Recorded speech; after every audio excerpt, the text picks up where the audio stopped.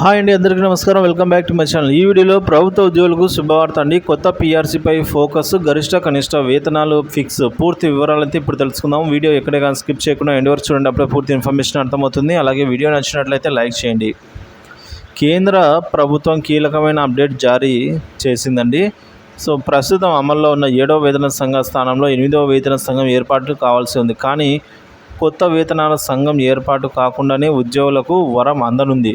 అదేంటంటే 8వ వేతన సంఘంతో సంబంధం లేకుండా ఈసారి కేంద్ర ప్రభుత్వం కనీస వేతనాలు పెంచింది.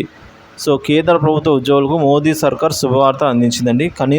ఈ కనీస వేతనం అనేది 18,000 రూపాయలు ఉంటే దాన్ని 3,000 రూపాయలు పెంచుతూ పీఆర్సీతో సంబంధం లేకుండా 21,000కు పెంచి అయితే పెంచడం జరిగింది. ఇప్పటివరకు 7వ వేతన సంఘం సిఫార్సుల ఆధారంగా కనీస వేతనం అనేది 18,000గా ఉండేది.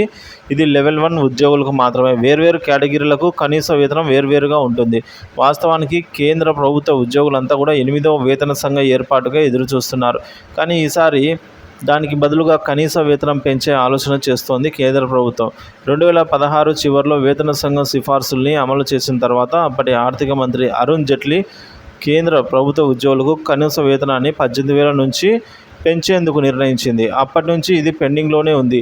బడ్జెట్ తర్వాతే దీనిపైన నిర్ణయం తీసుకోవచ్చు. 7వ వేతన సంఘం సిఫార్సుల్లో ఫిట్మెంట్ ఫ్యాక్టర్ అనేది 2.57 రెట్లుగా ఉంది. దీని ఆధారంగా కేంద్ర ప్రభుత్వ ఉద్యోగుల జీతం పెరిగింది. 7వ వేతన సంఘంలో జీతం పెంపు చాలా తక్కువగా నమోదైంది. కనీస వేతనం అనేది 18,000 చేశారు. ఫిట్మెంట్ ఫ్యాక్టర్ని కూడా 3.68 రెట్లకు పెంచారు.